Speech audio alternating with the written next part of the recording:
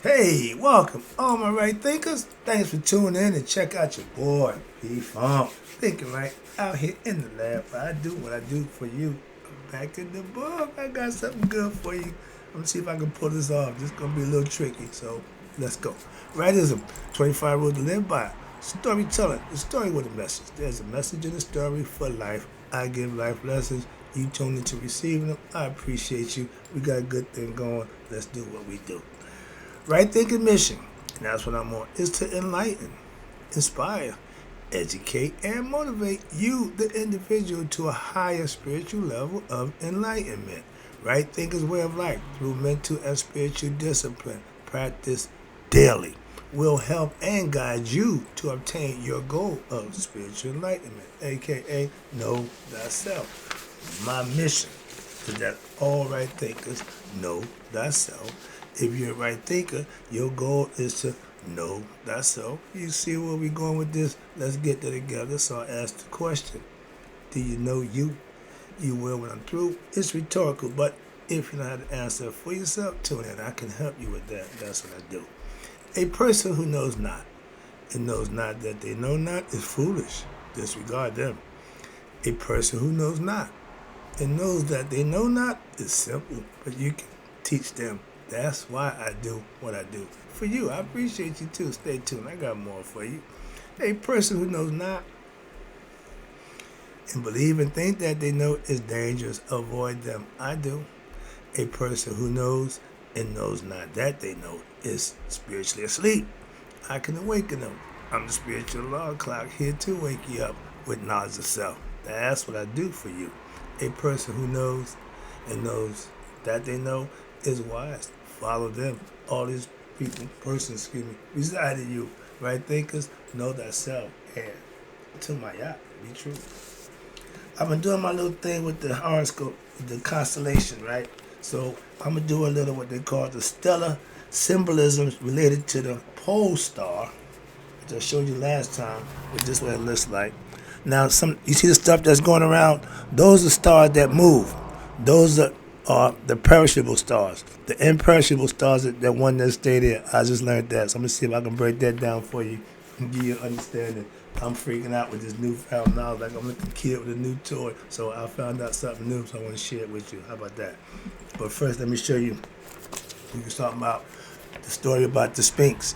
The story goes with Tahuti, Thutmose III, was sleeping in front of the Sphinx, and it was almost covered up. And in his dream, the Sphinx came to him and said, "If you dig me out and restore me, I'll make you Pharaoh." Long story short, Thutmose the Pharaoh. Let's talk about that right quick before I get into the lesson. I want to get this out of the way. So yeah, I just showed you the Pharaoh, Chahudimos III, Thutmose, making offerings to the great Harut M. Akhet, the Sphinx. That's in the pause, in the middle of the pause. That's the stela that's right there. That's what it is. And it's a commemorative panel, which above was found between the four legs of the Great Sphinx. It commemorates what? A dream experienced by Tahutimos, in which Ra Harati, which is the Sphinx, Harakuti, Harati, came to him and offered him kingship and sovereignty over the world if Tahutimos would what? Repair him, aka the Sphinx, and make devotions, offerings, and worship to him, having complied with the wishes of the Sphinx, aka God, to maintain a great monument and sustain the worship of Ra Harati. Tahutimos became king of Egypt and prospered under his reign with the favor of God. So a lot of people, there's no story going down. I ain't got time to tell that story, but he wasn't in line with the Pharaoh. So some shady stuff happened, and he got it. But he's saying that the Sphinx did it. You know how I do. I gotta keep it real. This is a funny story, but I just want to get that point across. Now let's talk about the stellar symbolism. Excuse me. Stellar symbolism related to the pole star and the opening of the mouth and the eyes ceremony in ancient Egypt. Now, I've been looking at this, what they call the opening of the mouth ceremony, for a long time, and I'll call it fluff. I wasn't going to introduce you to it, but Now that I understand it better, I can try to present it to you. How about that? So I'm letting you in on. I'm learning. As I learn, I can teach. Because I was going to just skip by this to go to what I knew. I didn't understand the first go around. So let's go with it. It's going to be fun. Now, let's talk about the stellar polar stars. In this book of history, Herodotus, the Greek writer, quoted one of these guides as having told him that in Egypt, in Egyptian history, and lasted for what a period of time in which the sun, listen to this, had twice risen where it now set, and twice set where it now rises. Translation, the sun is set twice in the west and twice in the east. So he said it flip-flop, okay? In this remark of Showalter, D. Lebeck's interpreted this as a description for what? The passage of 1.5 perception cycles in the zodiac sign, halfway through, and it goes the other way. That's what he's saying. I just found that out too. That's why I'm just breaking it down so I could now. What's this? Now this would place the date and the foundation around, you ready? 36,000 BCE, a date in broad agreement with other sources. Because they didn't carbon date the rocks. No, they took it to the stellar. The calendar that's in the sky never lies. Okay? And what they found. There were 3 constellations that circulate around the North Pole of the planet Earth that's visible to us.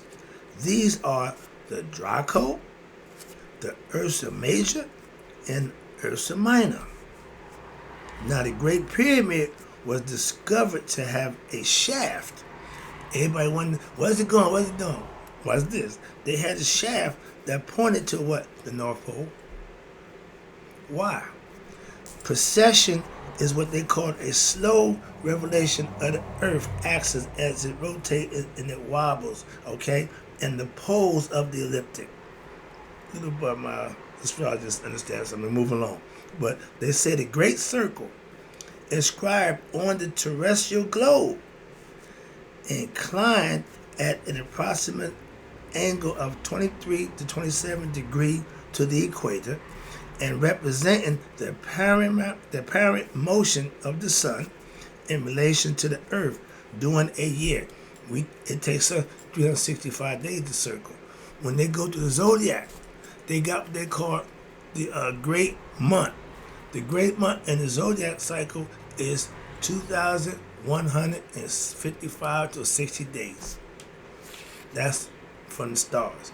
Egyptians had that planned out over 10,000 years ago, far back as 36 if you do the math. What's this? Now, it is caused by what they know, lunar and solar perturbations, which is acting on what? The Earth's equator, the bulge they call it, and causes what? The westward motion of the stars that takes around 2,865 years, what's this, to complete. During the past 5,000 years, the line or direction of the North Pole has moved from what? From the star of Thuban, or Alpha A, which is Draconis, in the constellation of Draco, to within what? 1 degree of the bright star Polaris, also known as Alpha A or Ursa Minor. In the constellation Ursa Minor, Little Dipper, which is now the North Star, Polaris is a binary star of a second magnitude, and again, it is located at the distance of about 300 light years from the Earth. Good distance. It is easy to locate in the sky, though, because why? The 2 stars opposite the handle or the bow or the bowl of the what? The Dipper in the constellation of Ursa Major, the Big Dipper, which are called the pointers. They point to the stars of Polaris. What they're saying right here. This is fun. This is the pyramid. Okay.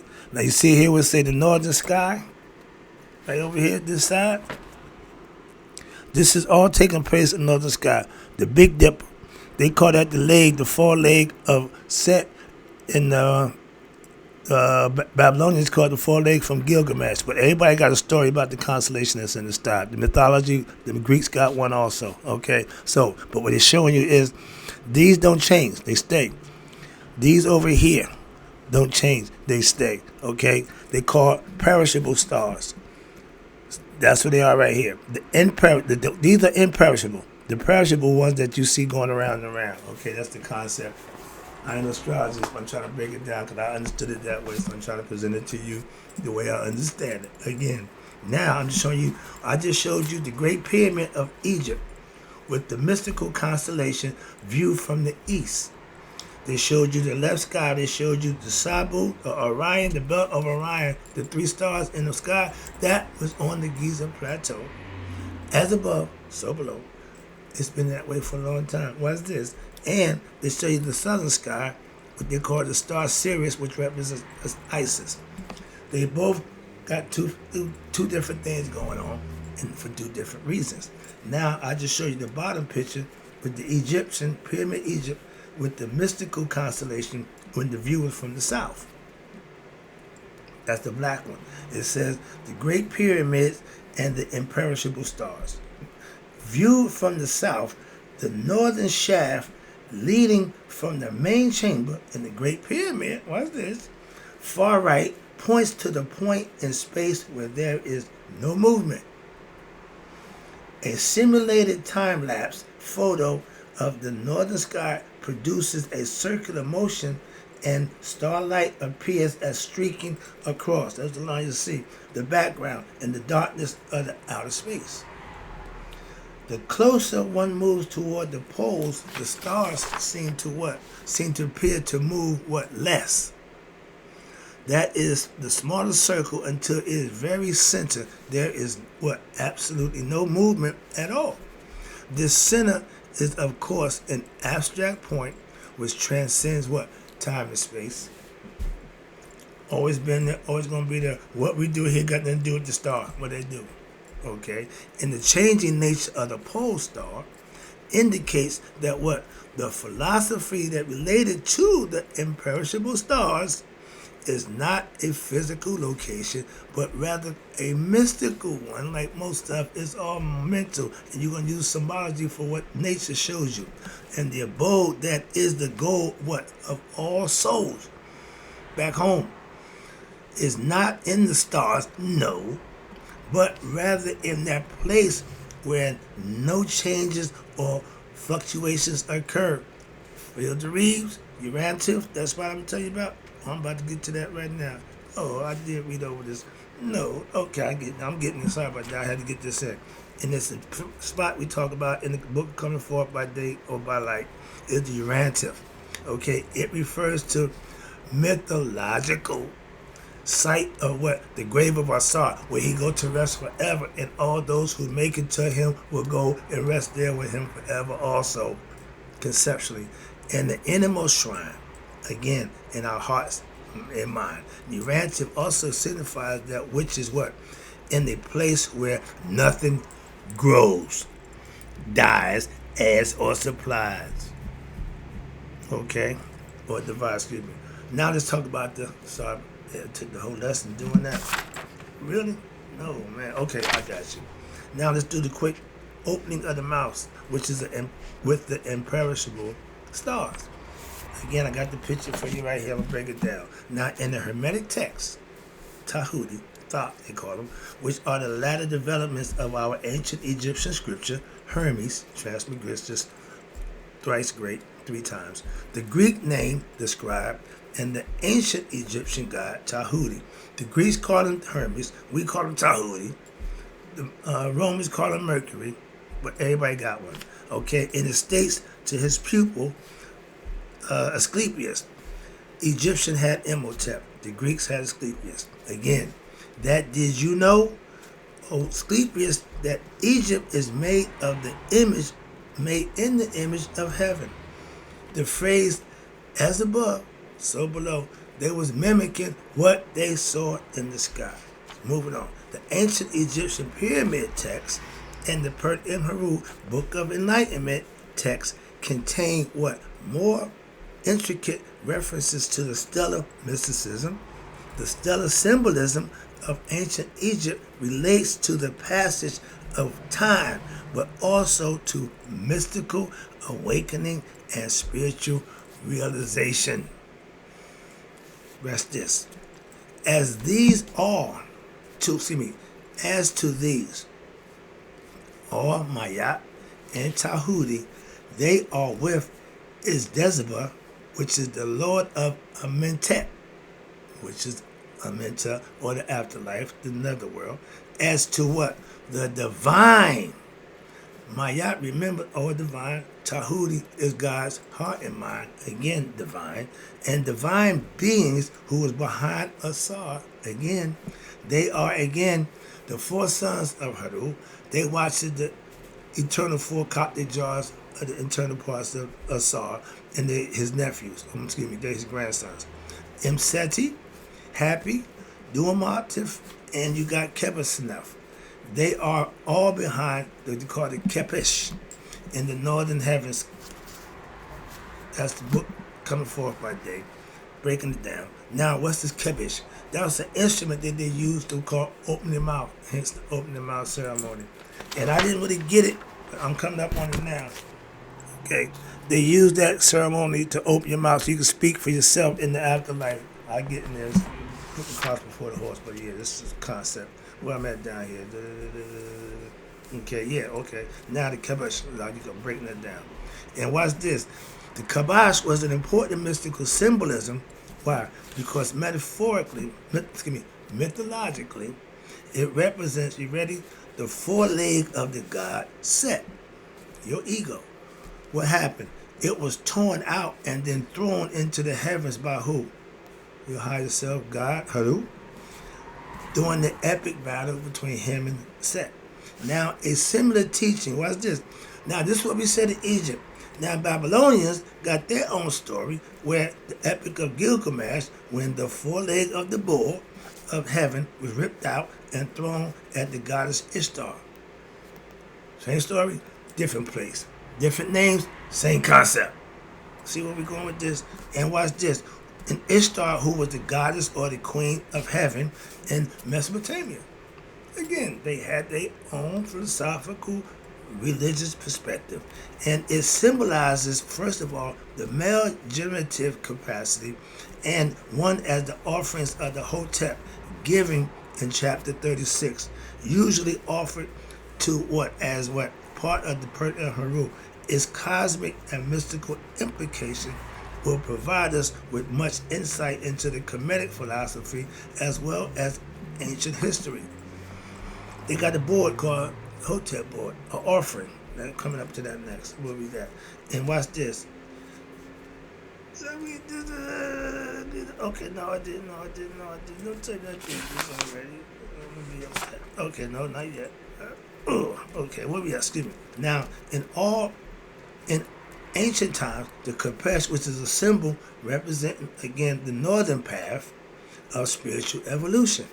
Since the constellation of the Ursa Major, which is the Great Bear, or what they call the Big Dipper, if you ever went to Hayden Planetarium, they break it all down for you, and is known to the ancient Egyptians as Mishhetep.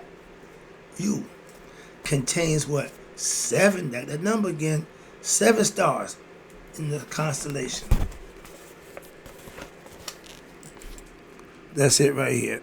3 here and the 4 there. That's the 7. That's the 4 leg. That it looks like that's what it's supposed to be represent. Now this is the North Star, Pole Star. They don't move. They all stay there. Stay where they fixed stars at. Okay. So they got that concept. They got that idea from the constellation and the star and stellar. Where we at? Okay. So now Michigan has 7. Okay. Now the 7 stars that's occupied that location, and it refers to what? The pole star I just showed you, but it do not move. Like by our feather. Ceaseless. Stay there. While all the other stars in the sky circulate around it. And this constellation, whose symbol is what? The four-legged, I just showed it, thus referred to as what? The imperishables.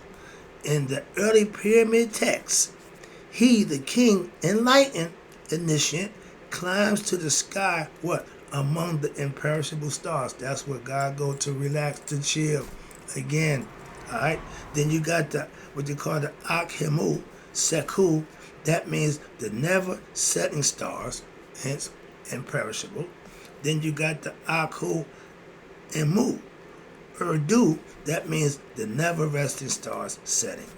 The Great Pyramid in Egypt, which is located and referred to with the Giza Plateau in modern times, incorporated this teaching. The main chamber of the Great Pyramid incorporates two shafts that pointed to the ancient times, the Kapesh, which is the Ursa, the Bear, the Major Great, Big Dipper, the four-legged in the north sky, and the Orion, there you go, Orion with the constellation they was in at the time of building the pyramids. Watch this. You got the Sahu or the Sa and the star system of Asar, of Osiris, in the northern sky, and the imperishable constellation refers to that which what is unchanging, absolutely transcendental and perfect. It's perfect the way it is. That's the way God made it, conceptually.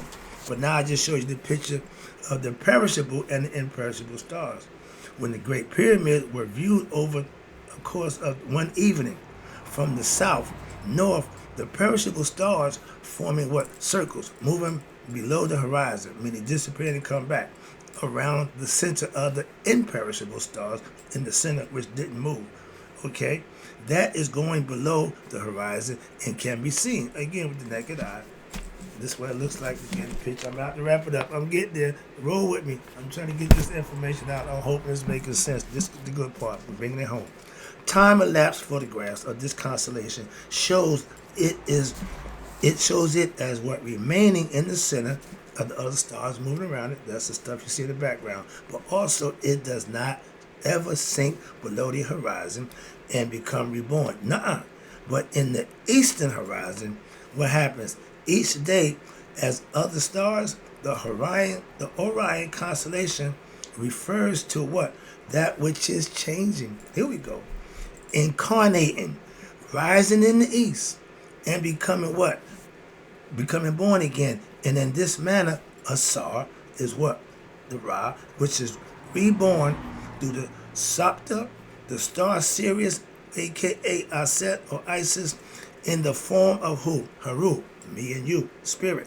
Scepter, Haru, who is in Aset, also known as Sirius B, that the Dogon people knew it there before they had telescopes. Therefore, what? Mystically, the northern path is, watch this, is promoted as the path of immortality. Why?